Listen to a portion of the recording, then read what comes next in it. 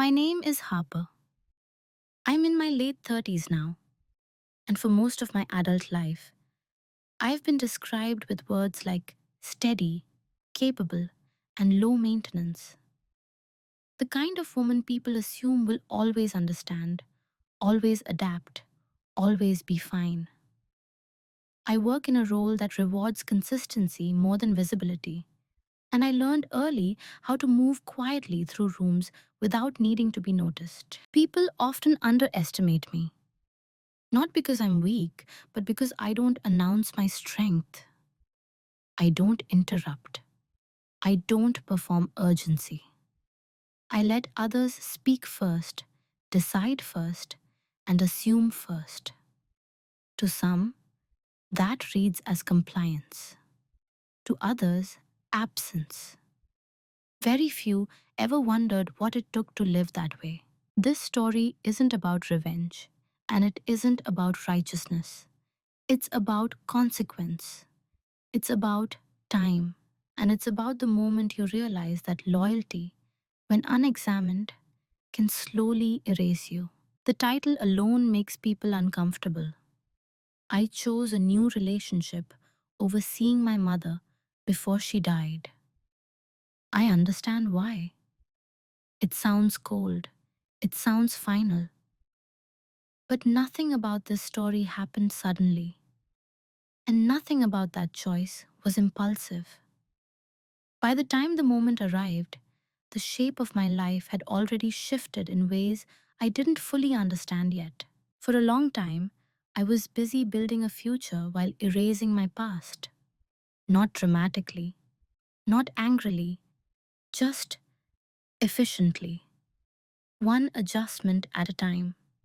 One postponed call, one missed train, one silence that lasted a little longer than the last.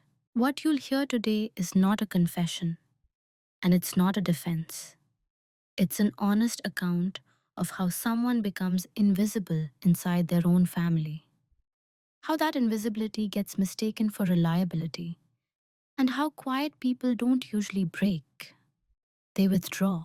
This story moves slowly because real emotional shifts do. There are no villains here, no shouting matches, no cinematic confrontations, just patterns that went unchallenged for years, and the cost of realizing them too late. You'll hear about the role I was assigned without being asked, the small cuts that didn't bleed but never healed, the moment I stopped explaining myself, and the calm, irreversible decision that followed, not out of anger, but clarity. If you're looking for drama, this won't give it to you. If you're looking for honesty, I can offer that. I'm not proud of every choice I made, but I understand them now. And understanding, I've learned, is sometimes the only justice available. So before we begin, let me ask you something gently. No need to answer out loud. Have you ever stayed so long in a role meant to keep the peace that you didn't notice when it started costing you your place in your own life? To my family, I was dependable in the way furniture is dependable. I was always there, always useful, never discussed. If something needed to be handled quietly, I handled it. If someone needed to be accommodated, I adjusted. I was the one people called when plans fell apart, not when plans were being made. They didn't say this outright. No one ever does. But roles like mine are rarely assigned with words. They're reinforced through repetition. Who gets consulted? Who gets informed after the fact? Who gets thanked for their patience instead of their opinion? In my family, I was the reasonable one. That label sounds flattering until you realize how often it's used to excuse overlooking you. Reasonable people don't get angry. Reasonable people don't demand.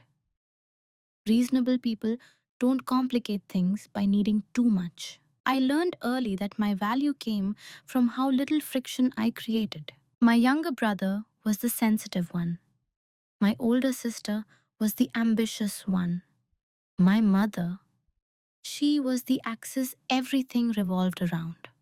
Her moods, her health, her expectations. She didn't need to say what she wanted. The house learned to orbit her naturally, and I learned to stay slightly outside the frame. At holidays, I helped in the kitchen while decisions were made in the living room. At family discussions, I was asked to weigh in after everyone else had already aligned. My opinions were received kindly, then quietly disregarded. Not maliciously, just habitually. When I noticed, I told myself it didn't matter. I had my own life, my own work, my own apartment, my own routines. Independence became the excuse that justified my emotional distance. Harper's fine, they'd say. She doesn't need much. And because I rarely contradicted that, it became true in their eyes. What's strange is that invisibility doesn't feel painful at first. It feels efficient. You move faster when no one expects anything from you. You get good at anticipating needs, smoothing tensions, and absorbing inconvenience. You tell yourself, this is maturity, emotional intelligence, strength. I told myself that too. My mother relied on me in quiet ways. I was the one she called when she needed paperwork sorted, appointments scheduled, and explanations translated into something manageable. I wasn't the one she confided in emotionally. That role belonged to someone louder, more reactive. I was in logistics, infrastructure, and infrastructure doesn't get thanked. It just gets used. I don't say this with bitterness. Not yet. At the time, I felt a certain pride in being the stable one, the one who didn't collapse under pressure, the one who could be trusted not to make things harder. But something subtle was happening beneath that pride. Every time my needs came last, I told myself it was temporary. Every time my absence went unnoticed, I reframed it as freedom. I was busy building a future, career progression, savings, relationships that felt uncomplicated. What I didn't realize was that I was also slowly erasing my past, not intentionally, not dramatically, just by not insisting on my place in it. Family photos were taken without me because I was parking the car. Decisions were made while I was at work. Stories were retold with my role minimized or omitted entirely. When I noticed, I laughed it off. Someone had to be easy. That someone was me. From the outside, my life looked balanced, calm, productive. I was admired for my composure. People described me as grounded, centered, and unshakable. No one asked what it cost to stay that way. And I didn't volunteer the answer. Because when you've spent years being valued for not needing much, admitting that you need anything feels like a betrayal of the role that keeps you included. So I stayed quiet. I stayed helpful. I stayed replaceable. At least, that's what I believed then. The first time I noticed it, I almost dismissed it. That's the thing about small cuts. They don't announce themselves. There's no dramatic moment, no clear offense. Just a quiet realization that something landed differently than it should have. It happened over something ordinary. A phone call that came late in the evening. My mother's name lighting up the screen while I was in the middle of cooking dinner. I answered, already adjusting my posture, my tone, softening myself before she even spoke. She told me about a family decision that had already been made, not asked about, not discussed, decided. It involved her care plan for the coming year, appointments, living arrangements, responsibilities, things I would inevitably be involved in.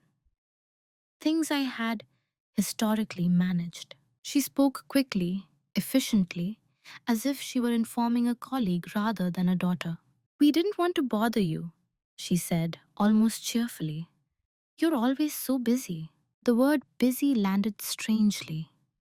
I was busy, yes, but not unavailable, not indifferent. I had never been. Yet, in that moment, my availability was reinterpreted as distance, my silence as consent. I remember standing there with the phone pressed to my ear, the pan cooling on the stove, realizing I had been edited out of a conversation I was expected to support. I said nothing, not because I didn't feel something, but because I couldn't yet name it. It wasn't anger, it wasn't hurt, it was displacement. Like stepping into a room and noticing the furniture had been rearranged without anyone telling you. After we hung up, I stared at the wall longer than necessary. I replayed her words, looking for malice. There was none, just an assumption. That was the first cut. Small, clean, almost surgical. I mentioned it casually to my sister a few days later, framing it as an observation rather than a complaint. She laughed softly, the way people do when they think you're overthinking. You know, Mom, she said, she just doesn't want to impose. And there it was, the reframing. The way concern becomes courtesy. The way exclusion gets repackaged as consideration. I nodded. I let it go. Because pushing back would have required explaining something I wasn't sure I was allowed to feel. Because being reasonable meant accepting explanations that smoothed things over, even when they didn't fit. After that, similar moments began to appear. Emails were forwarded to me after decisions were finalized. Plans were adjusted without consulting my schedule. Assumptions made about my flexibility, my willingness, my silence. Each one was minor. Each one is plausible. Each one is easy to excuse. And that's how normalization begins. Not with cruelty, but convenience. No one was trying to hurt me. That's what made it harder to speak up. Hurt implies intent. This was something else. This was erosion. I started noticing how often my mother spoke about me instead of to me. How my role was described as a given, not a choice. Harper can handle it. Harper won't mind. And because I rarely contradicted those statements, they solidified. There was a moment, small, almost laughable now, when my brother thanked me for being low drama. He meant it as praise. I smiled and accepted it. But later, alone, I wondered when having feelings had become synonymous with causing problems. I didn't confront anyone, not then. Instead, I adjusted inward. I paid closer attention. I started remembering things instead of brushing them off. I stopped immediately translating discomfort into understanding. That first cut didn't change me, not visibly, but it marked the beginning of something I could no longer unsee. Once you notice how easily your presence can be removed from a narrative, you start to question how firmly you were ever written into it at all. And still, I stayed, because leaving wasn't even a concept yet. After the first few moments, I stopped calling them cuts. Cuts imply injury. Injury implies something that demands care. This didn't feel like that. It felt like the weather, predictable, mild, easy to prepare for if you dress correctly. So I did what I'd always done. I adapted. When plans were made without me, I adjusted my schedule. When assumptions were made about my availability, I reshaped my priorities. When my mother spoke as if my presence were optional, but my labor inevitable, I translated it into practicality. She's under stress. This isn't personal. It's just easier this way. That last one became my favorite explanation. Easy for whom? I never asked. The pattern settled in quietly. I would hear about decisions after they were finalized, usually accompanied by a light apology. My response was always the same: measured, calm, reassuring. It's fine, I'd say. I understand. And I did understand. I understood that challenging it would create friction. I understood that friction would be interpreted as selfishness. I understood that I had been cast as the person who didn't complicate things, and any deviation from that role would be noticed immediately. So I stayed consistent. Consistency is powerful.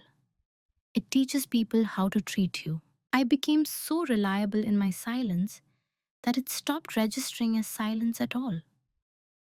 It was just the background hum of things functioning smoothly. My presence was assumed. My agreement was implied. At some point, I realized I was no longer being overlooked. I was being used as a constant.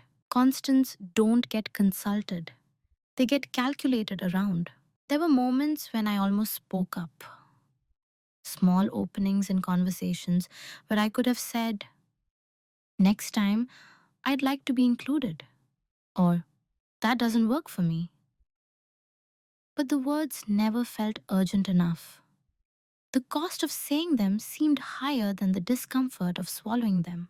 So I swallowed. I told myself I was choosing peace. But peace, I learned, can be a one-sided agreement. My mother's health became more fragile during this time. That fact alone reorganized the family hierarchy. Needs intensified. Emotions heightened. And my role solidified further into logistics and containment. I was the one who kept track of dates, who remembered the instructions, who explained things twice so others wouldn't have to ask again. I was praised for my efficiency, my calm, my ability to handle things. What I wasn't asked was how handling things was changing me. When I did express mild hesitation, nothing dramatic, just a suggestion that I might not be available, I was met with surprise, as if the idea itself was foreign. "But you always manage," my sister said once, genuinely confused. That sentence stayed with me, not because it was cruel, but because it was accurate. I always managed. And because I always managed, no one felt the need to manage me. Disrespect doesn't always arrive as an insult. Sometimes it arrives as certainty. Certainty that you will adapt. Certainty that you won't push back. Certainty that your life can bend without breaking. And because I didn't break, they assumed it didn't bend at all. I began to feel a strange kind of distance growing. Not anger, not resentment, but detachment. Like watching a familiar routine play out from just far enough away that you notice its flaws. I started documenting things privately, not in a ledger, not with intention, just mentally. Who decided what? Who spoke? Who listened? Who was thanked? Patterns become obvious when you stop excusing them. Still, I didn't confront anyone. I didn't withdraw. Outwardly, nothing changed. Inwardly, something was shifting. I stopped volunteering extra explanations. I stopped preemptively smoothing things over. I responded, but I didn't anticipate. It was subtle, probably invisible, but it was the first time my silence wasn't automatic. It was chosen, and choice, once introduced, has a way of changing everything that follows. It became clear to me one afternoon, in the least dramatic way possible. We were sitting around my mother's kitchen table, papers spread out between us, medical forms, schedules, notes scribbled in different handwriting. Everyone was talking at once, overlapping, interrupting, negotiating. I was quiet, listening as I always did.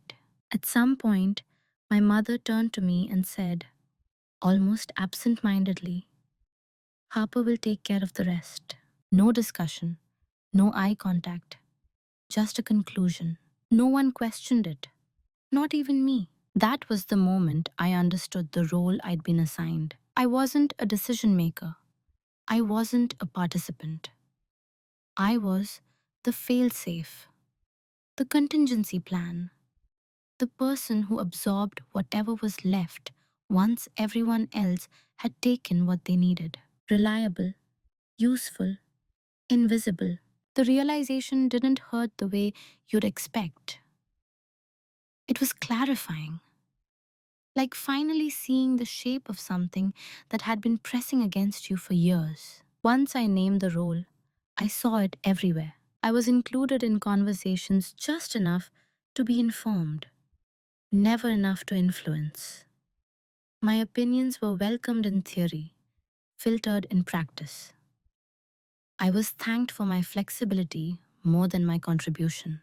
Flexibility, I realized, was just another word for expected sacrifice. My mother didn't intend this. I'm careful to say that. She had lived her whole life managing strong personalities. She leaned toward the path of least resistance, and I had made myself that path. She trusted me to adapt. She trusted me not to leave. Trust can be a burden when it's built on the assumption that you will always stay. I began to notice how often my needs were framed as negotiable, while everyone else's were treated as fixed. Schedules could bend for me, boundaries could shift. I was understanding, which meant I was expected to understand, always.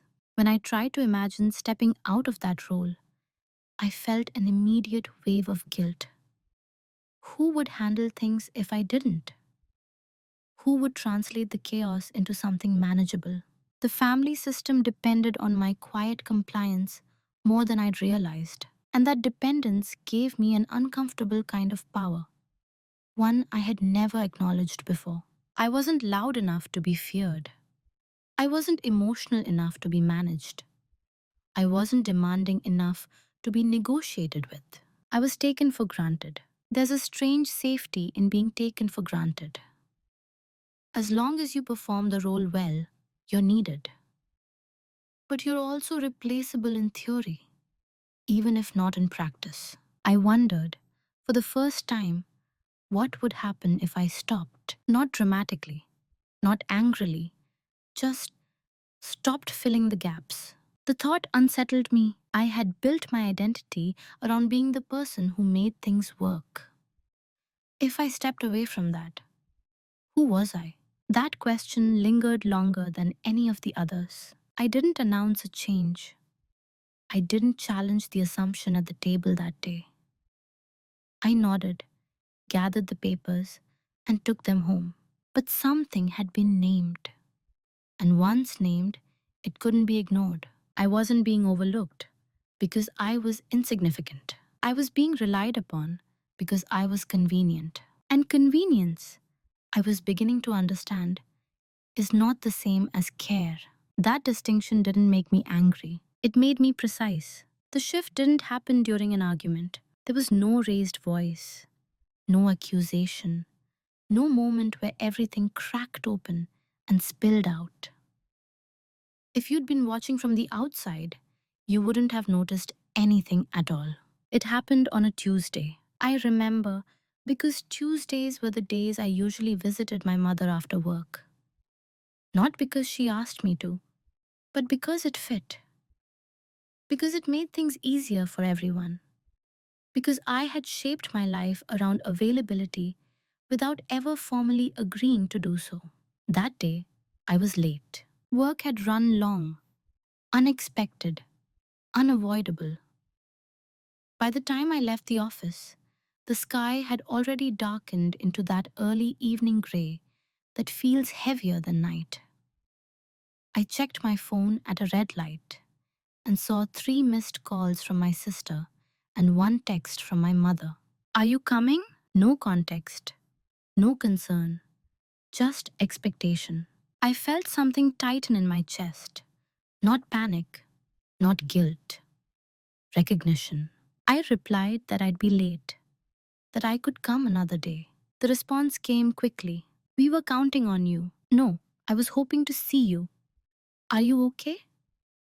We were counting on you. I pulled over before answering, sat there with the engine idling, the dashboard clock glowing steadily, indifferent to my hesitation. For the first time, I didn't rush to explain. I didn't justify. I didn't apologize. I typed, I can't tonight, and I sent it. That was all. The world didn't collapse. No emergency followed. No crisis erupted. Things adjusted. When I arrived home, the apartment felt quieter than usual. Not empty, neutral. I stood in the kitchen, still in my coat, and noticed how unfamiliar it felt to prioritize my own limits without cushioning the impact for others. There was discomfort, yes. Guilt hovered at the edges, looking for a place to land. But something else was there too, relief. It startled me. I had expected anxiety. Instead, I felt space. That night, I thought about how rarely anyone had asked what worked for me, how often my availability had been assumed instead of requested, how quickly concern had turned into obligation. I realized that I had been mistaking responsibility for connection. Responsibility keeps things running. Connection requires presence, mutuality, and choice. I had been offering the first and hoping for the second. Lying in bed, I replayed the message. We were counting on you. Not malicious, not manipulative, just revealing. It wasn't about missing me, it was about missing my function. That distinction settled heavily, but cleanly, like a truth you don't want but can't refute. The next few days passed without incident. No one mentioned that evening, no apology, no acknowledgement that I had declined. The absence of reaction told me more than confrontation ever could. I wasn't expected to say no, but when I did, the system absorbed it without inquiry. That meant my presence was valued for what it enabled, not what it represented. Something shifted quietly inside me. I began to ask myself different questions. Not, how can I help? But do I want to? Not what's easiest, but what's fair. These weren't rebellious thoughts. They were measured, adult, long overdue. I didn't withdraw completely. I didn't announce new boundaries. I simply stopped overriding myself automatically. If a request conflicted with my life, I paused. If a plan was made without me, I resisted the urge to rearrange everything to accommodate it. Each small choice reinforced the same realization. I had been participating in my own erasure, and participation can be withdrawn. Not with drama, not with punishment, with clarity. That Tuesday didn't change my circumstances, it changed my posture. And from there, everything else followed. Once silence stops being automatic, it becomes noticeable, even to yourself. I began to feel the difference almost immediately. Before, my quiet had been reflexive, a conditioned response. Now, every pause carried intention.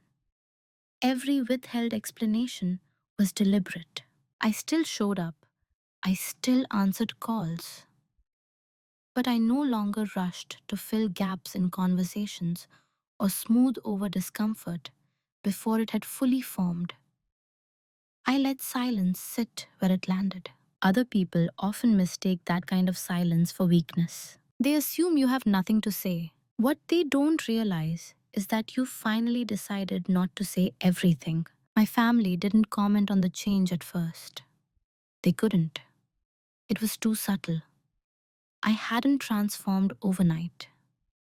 I hadn't become distant or cold. I was still helpful, just not preemptively. Requests came. I considered them. Sometimes I said yes. Sometimes I didn't. When I declined, I didn't over explain. I can't, I'd say. Or, that won't work for me. No justification. No apology. The reactions were small but telling. A pause. A recalibration. Occasionally, surprise. I noticed how often people relied on my discomfort to motivate me. How frequently guilt had been the engine behind my availability. Without that fuel, things moved differently. I also noticed something else. No one asked why I'd changed. They assumed it was temporary. Stress, work, a phase. That assumption gave me cover. I listened more than I spoke. I observed how quickly responsibility shifted when I didn't immediately step in, how others adapted when they had to. The world didn't fall apart. That was the most important lesson. For years, I had believed my silence was what kept things stable. In reality, it was what kept me manageable. Choosing silence changed its function. It was no longer a shield to avoid conflict. It was a boundary that required no explanation. I stopped anticipating needs that hadn't been voiced. I stopped reminding people of things they could remember themselves. I stopped volunteering my time as a default offering. Each small withdrawal felt almost invisible, but it wasn't. I was reclaiming energy I hadn't realized I'd been spending. There was fear, too. Fear that if I didn't remain indispensable, I'd become irrelevant. Fear that the connection was conditional on usefulness. That fear had kept me compliant for a long time, but now I was testing it. If I spoke less, would I be missed or just noticed less? The answer arrived slowly, in fragments. Some interactions grew awkward. Without my usual scaffolding, conversations stalled. Plans took longer to finalize. Small frictions surfaced that I had previously absorbed. No one thanked me for the difference. They didn't know where it came from. But I felt it. I had more time, more mental clarity, more distance between other people's expectations and my own sense of obligation. Silence, I learned, can be strategic without being manipulative. It can be an act of respect for yourself. I wasn't punishing anyone. I was just no longer cushioning the impact of their assumptions. The most revealing moment came when my mother said, "You've been quiet lately." There was no accusation in her voice, just observation. I looked at her and said, "I've been listening."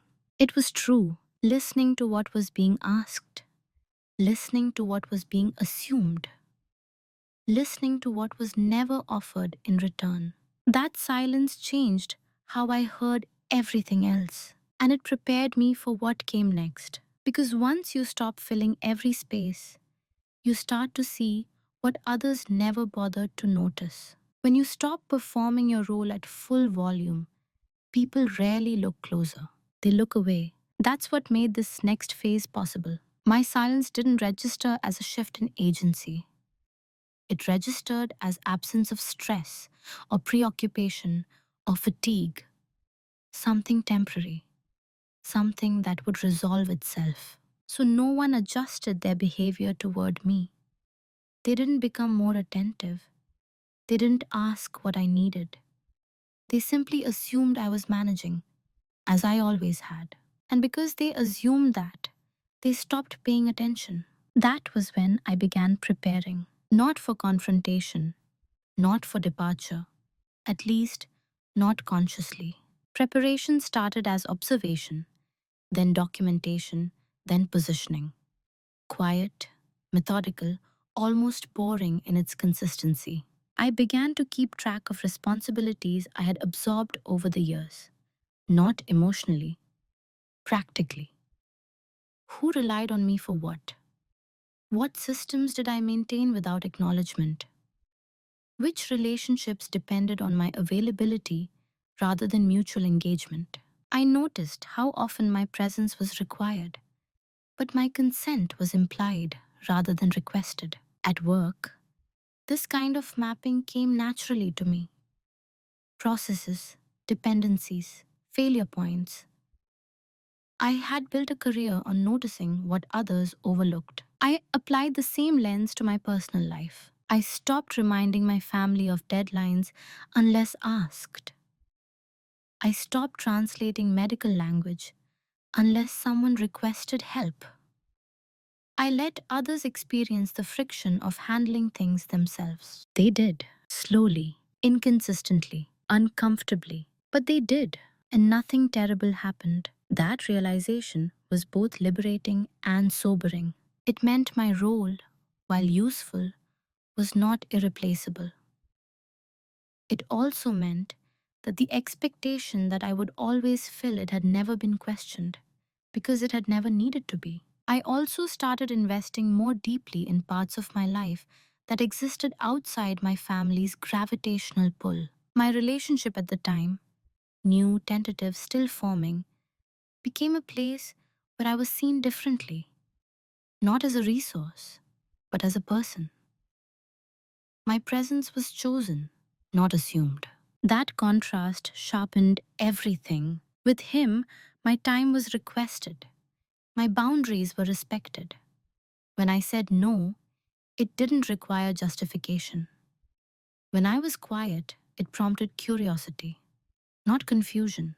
I didn't talk about my family much, not because I was hiding them, but because I was noticing how little of myself I had left when I did. I was busy building a future, and I could feel the past loosening its grip. I updated the documents. I organized personal records. I separated logistical threads that had long been intertwined. Things I told myself were simply responsible adult tasks. In truth, I was reducing points of dependency. I didn't announce this. I didn't frame it as a decision. It was instinctual, the kind of preparation that happens when your body understands something before your mind is ready to articulate it. What they never noticed was how much of the family's smooth functioning had been invisible labor, emotional labor, administrative labor, anticipatory labor. When that labor slowed, they experienced inconvenience, but not insight. No one connected the dots. They didn't notice that I stopped being the first to respond, that I no longer preemptively solved problems, that my answers became shorter and more precise.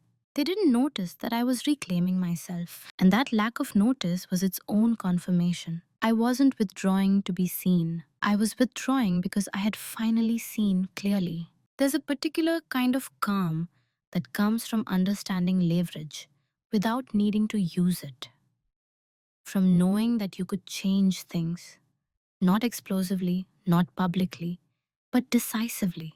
I didn't want chaos, I wanted alignment. And alignment, I was beginning to understand, sometimes requires separation. By the time the private realization arrived, the one that would crystallize everything, I had already shifted my internal center of gravity. I just hadn't named it yet. The reveal didn't come as a shock. It came as confirmation. By then, I had already felt the quiet distance settling into place. I had already begun living as if certain expectations no longer applied to me. What I hadn't yet done was admit to myself what that meant. The moment arrived in a hospital hallway. I was sitting alone, back against a wall that smelled faintly of disinfectant and coffee gone cold. My mother was in another room, asleep. The doctors had spoken in careful tones earlier that day, measured, professional, non-committal in the way that still carries weight. I wasn't afraid. That surprised me. I was attentive, focused, calm, but fear never fully arrived. Instead, there was a deep, quiet awareness settling into my chest. I realized, sitting there, that I had already grieved something long before that day. Not her. US. The version of our relationship I had spent years protecting, hoping would eventually become reciprocal, had ended without ceremony. And because it had ended slowly, I hadn't noticed when the grief began.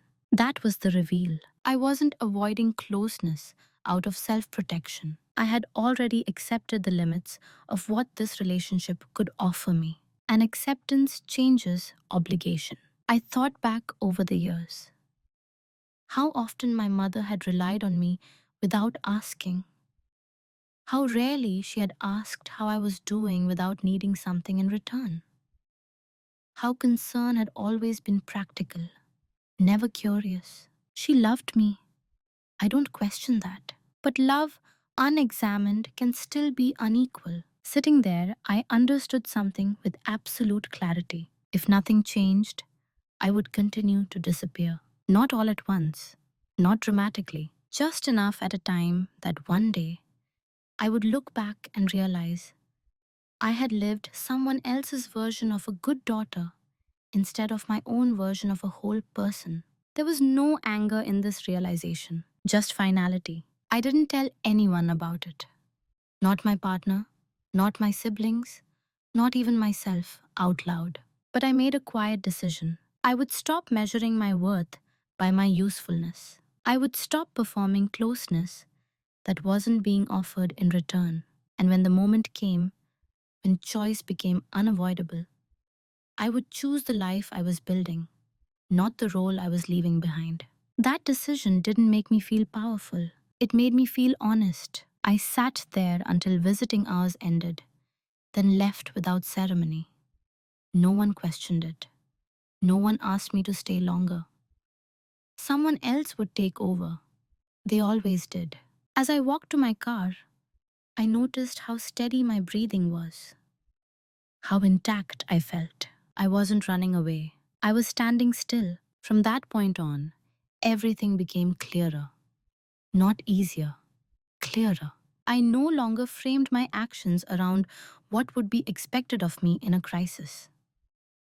I framed them around what I could live with afterward. I didn't announce this shift. I didn't justify it. I simply began living as if my time, my presence, my emotional energy were finite and valuable. Because they were. The reveal wasn't about leverage over others. It was about leverage over myself. And once I had that, I didn't need permission to move forward. There is a moment after clarity arrives when you're forced to choose what to do with it. Not dramatically, not urgently, but decisively. For me, that moment came quietly, spread over several weeks. There was no single day when everything converged. Instead, there were overlapping realities pulling in opposite directions, each demanding allegiance. My mother's condition was worsening, slowly, unevenly, the way things do when there's still room for hope, but no guarantee it will be useful. Updates came through group messages. Appointments were scheduled. Roles were reinforced. At the same time, my life elsewhere was solidifying. My relationship deepened, not through grand gestures, but through reliability that felt mutual. We planned things together, not just weekends, but months. The future stopped being abstract. At work, I was being considered for a role that required more travel, more presence, more commitment. The kind of opportunity that assumes your personal life can accommodate it, or that you're willing to shape it accordingly. Two paths were forming, one familiar, one deliberate, and I could no longer pretend they were compatible. The decision wasn't framed as choosing my partner over my mother. That language came later, imposed by others. At the time, it felt more precise than that. I was choosing between an identity built on obligation and one built on consent, between being necessary and being present, between a role I had never agreed to and a life I was actively building. I didn't rush it. I let the options sit side by side without trying to reconcile them. I noticed how each one made me feel, not emotionally, but physically. When I imagined centering my life around my mother's decline, I felt a familiar tightening, a contraction, not fear, but resignation. When I imagined continuing forward, allowing others to step in, allowing myself to step back, I felt steadier. Sad, yes, but not diminished. Sadness I could carry, disappearance I could not. The final push came during a conversation that was meant to be logistical. Dates, schedules, expectations. My presence was assumed again, this time more explicitly. "We'll need you here," my sister said. Not a question, a plan. I didn't respond right away. I let the silence stretch just long enough to feel uncomfortable, but not confrontational. "I can't commit to that," I said finally. The reaction was immediate. Surprise, confusion, concern, framed as disbelief. "What do you mean? You're her daughter. She needs you." All true, and still not complete. "I won't be available in the way you're expecting," I said. Calmly, clearly. There was no argument, just a subtle shift in tone. As if a variable had changed unexpectedly in an equation everyone else had already solved. That was the decision point. Not when I said no to a visit, not when I chose one city over another, but when I stopped allowing obligation to override intention. I didn't announce a final boundary. I didn't make ultimatums. I didn't justify my reasoning beyond what was necessary.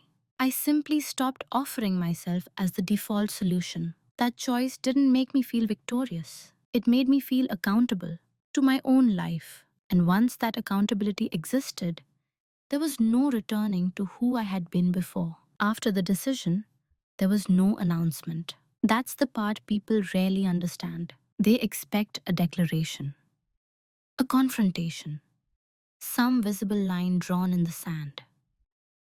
But the kind of choice I had made didn't need witnesses. It needed execution. So I moved in silence. Outwardly, very little changed. I still answered messages. I still showed up when I said I would. I still spoke kindly, calmly, without tension. If someone had asked whether anything was wrong, I would have said no. And it would have been true. Nothing was wrong. Something was simply different. What changed first were the structures beneath the surface. I stopped positioning my life around proximity. I confirmed commitments that anchored me where I was building, not where I was expected to return.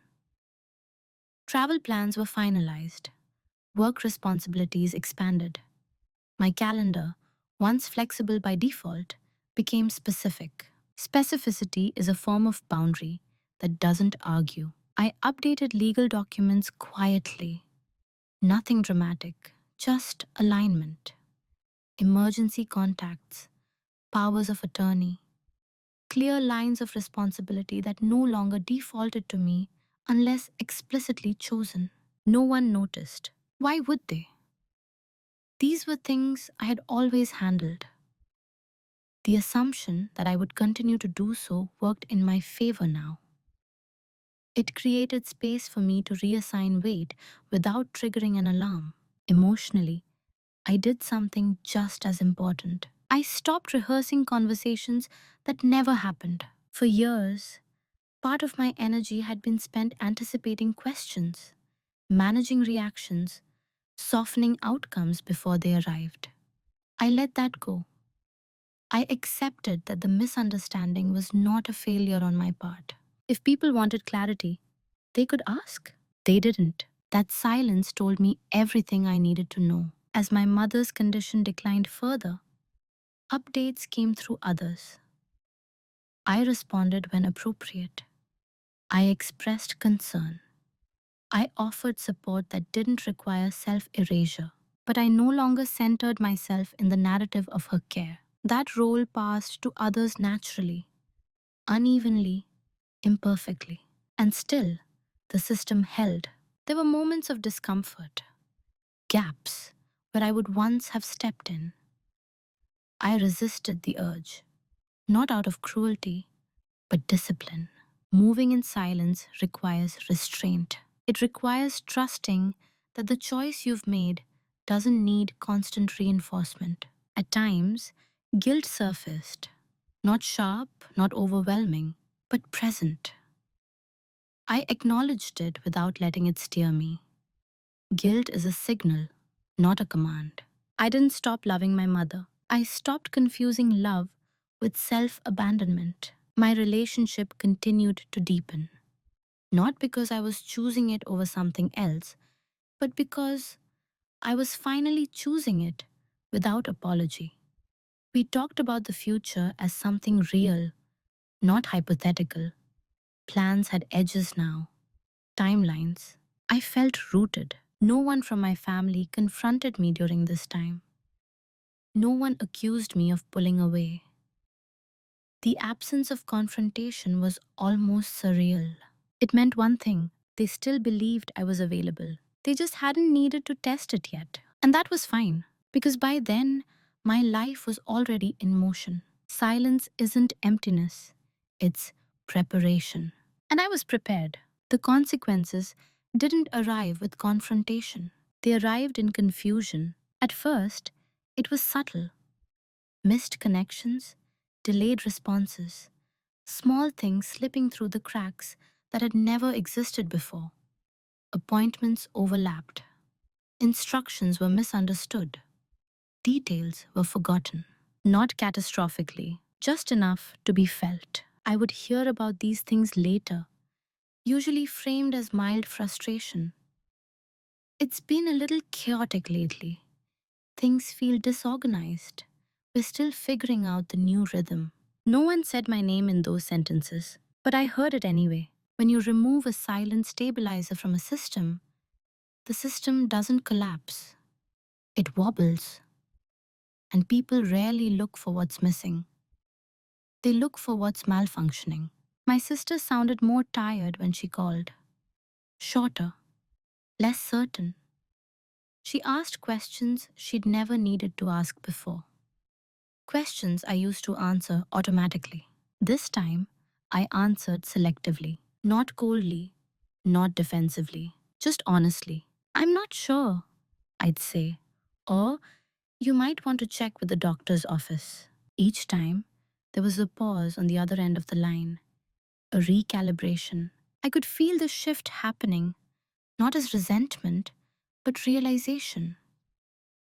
They were beginning to feel the weight I had carried without ever seeing it. Still, no one addressed it directly. That would have required acknowledging that the balance had changed. Instead, there were indirect signals, comments about how much there was to manage, casual remarks about how things used to run more smoothly. Nostalgia disguised as observation. I listened without responding. This wasn't punishment, it was a consequence. There's a difference. Punishment is imposed, consequence emerges. The most telling moment came when someone said, "We didn't realize how much you were doing." It wasn't said to me, it was said about me. That distinction mattered. Recognition, when it comes too late, doesn't heal. It clarifies. I felt a brief flicker of sadness. Not vindication, not relief. Just a quiet acknowledgement that my absence had become visible only after it was no longer reversible. And I didn't step back in. Not because I couldn't, because I wouldn't. Stepping back in would have restored comfort at the cost of truth. It would have re-established the old equilibrium, one that required my invisibility to function. I had already left that version of myself behind. My mother, during this time, asked about me once. Just once. "Is Harper coming this week?" The question was relayed to me later, filtered through someone else's voice.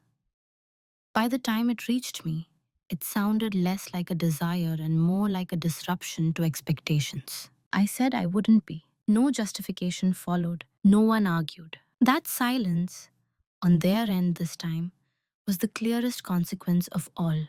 They were beginning to understand that I was no longer automatically available, that my absence wasn't temporary. Those things would have to continue without me filling every gap. I wasn't erased anymore. I was missing. And missing is different. Missing invites reflection. Erasure invites nothing. As the weeks passed, the system adjusted again, awkwardly, imperfectly, but persistently. New routines formed, responsibilities redistributed. Life went on. It always does. And in that continuation, I felt something unexpected. Peace. Not because things were easy, not because everything was resolved, but because the consequences unfolding were no longer mine to manage. I had made my choice. Now others were living with the shape of it. Panic doesn't always look like chaos. Sometimes it looks like urgency disguised as concern, like sudden availability, like questions that arrived too late to be useful. By the time the tone changed, the structure had already shifted.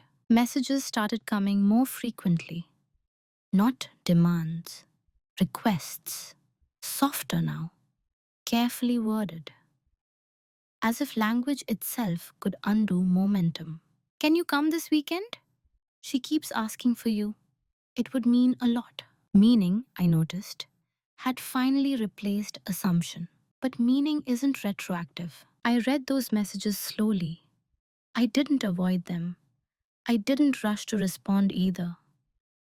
I felt the familiar pull, the old instinct to compress my life back into the shape others preferred.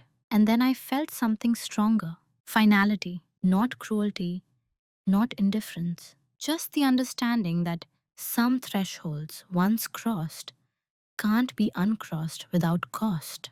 If I returned now, not as a visitor, but as a stabilizer, I would be reinstating a role that had already dissolved.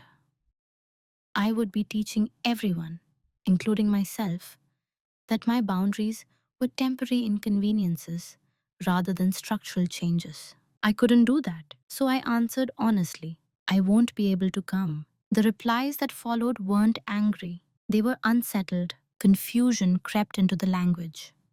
Appeals to duty, to timing, to regret. You don't want this to be something you carry forever. You might not get another chance. They weren't wrong, but they were late. Those conversations assume that the only regret worth avoiding is theirs. They don't account for the regret of self erasure, of abandoning the life you're building in order to preserve a role that never fully held you. I thought about the years I had shown up without being asked, about the quiet accommodations that had shaped my adulthood, about how long it had taken for anyone to notice my absence, and how quickly they wanted it reversed once they did.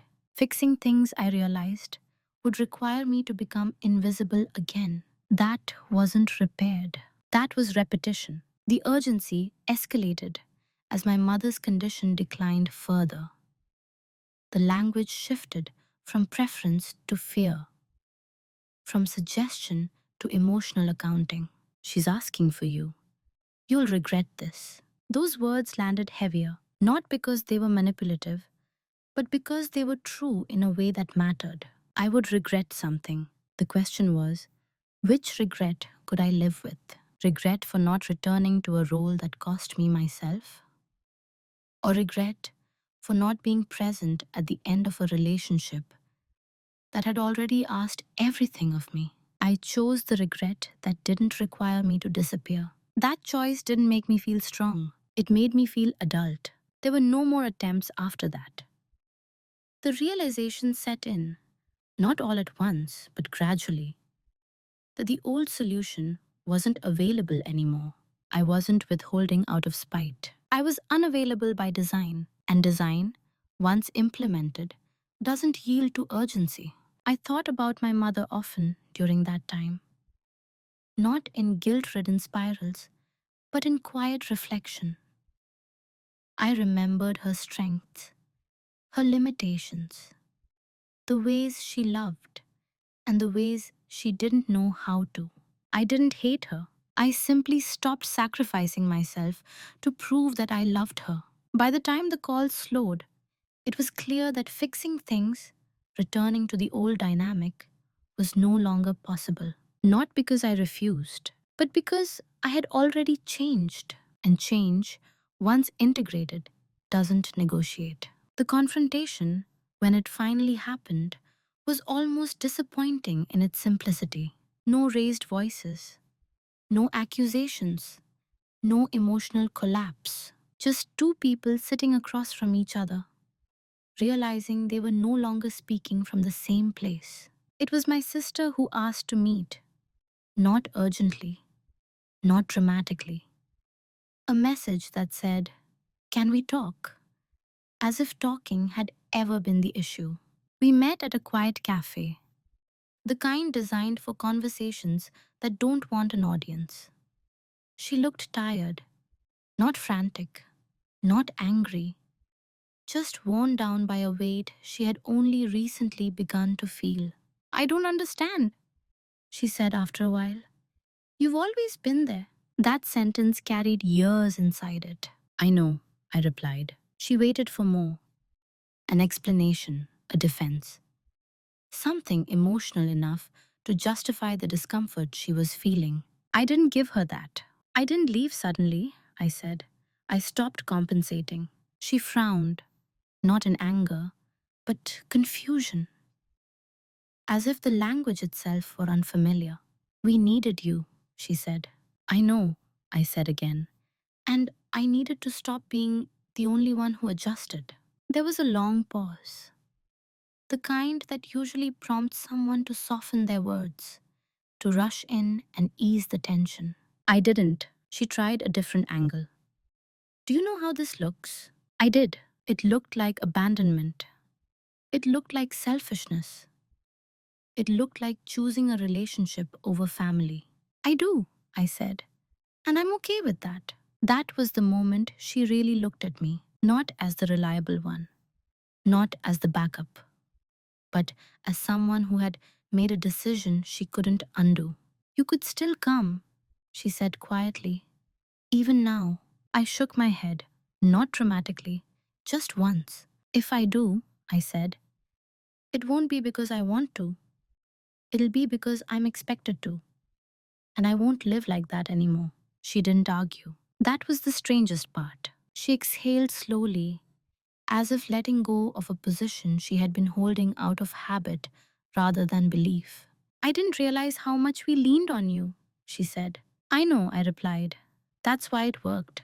There was no satisfaction in that exchange, no sense of victory, just acknowledgement. Confrontation doesn't always need heat to be real. Sometimes it just needs clarity and the refusal to dilute it for comfort. When we stood to leave, she hesitated. "You're different," she said. "I am," I agreed. And that was all. No apology, no forgiveness ceremony, no reconciliation narrative. Just two people accepting that the dynamic between them had changed, and that not all change requires consensus. I walked away feeling neither heavy nor light, just finished. I don't describe myself as someone who walked away. That implies drama, escape, a single decisive break. What I did was quieter than that. I stayed and I changed. The life I live now doesn't look revolutionary from the outside. I work, I love, I plan, I show up where I choose to. The difference is not in the shape of my days, but in who they belong to. I no longer build my identity around being needed. I build it around being present, by choice. The relationship I chose didn't rescue me. It didn't replace my family. It didn't fill some dramatic void. It simply met me where I was, without requiring me to shrink to fit. That changed everything.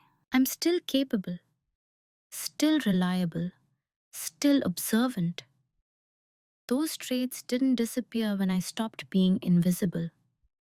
They just stopped being exploited. I give help now without resentment because I give it freely.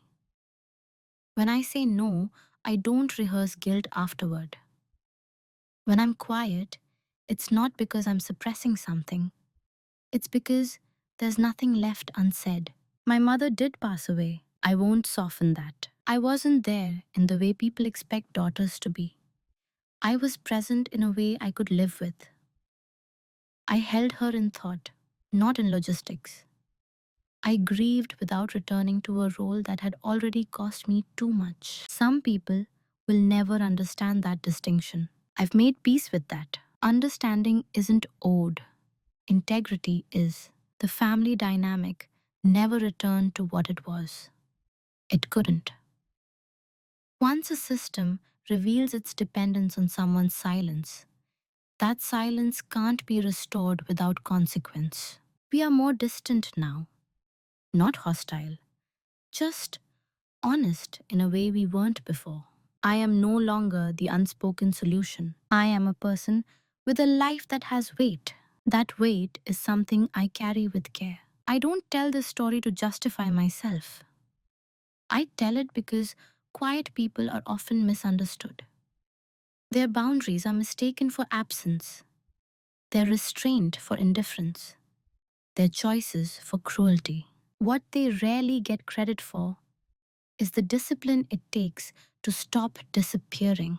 I didn't become harder. I became clearer. And clarity, I've learned, is the most stable form of self-respect.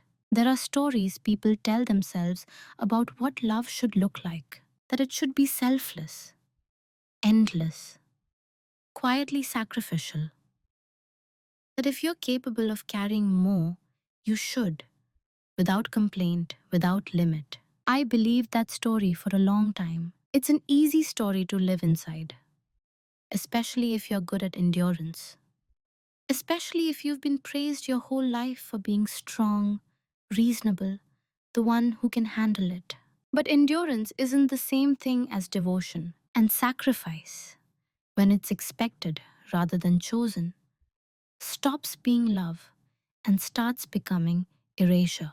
The hardest truth I had to accept was this: no one was going to stop me from disappearing. Not because they were cruel, but because the version of me that disappeared made their lives easier. That realization didn't turn me bitter. It made me responsible, responsible for my own presence, responsible for the life I was building, responsible for choosing relationships that didn't require me to dissolve in order to belong. I didn't abandon my mother. I stopped abandoning myself. Both things can be true, even if they make people uncomfortable. There's a kind of morality that prioritizes appearances over integrity, that values staying at any cost over staying honest, that judges choose by how well they preserve roles rather than by how they preserve people. I don't live by that morality anymore. I live by one that asks a quieter question. Can I live with this version of myself afterward? That question doesn't always lead to the most socially acceptable answer, but it leads to the most sustainable one. If there's one thing I hope you take from this story, it's this: being needed is not the same as being valued. Being present is not the same as being available.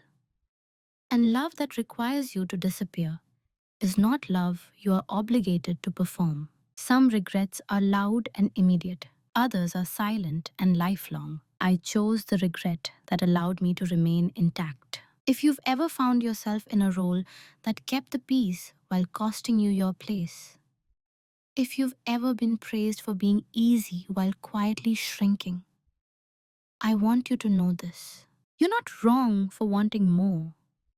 You're not cruel for choosing differently.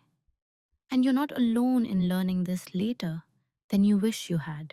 I'm curious, truly. Have you ever had to choose between fulfilling a role and honoring who you were becoming? If you feel comfortable, I'd like to hear how you navigated that choice.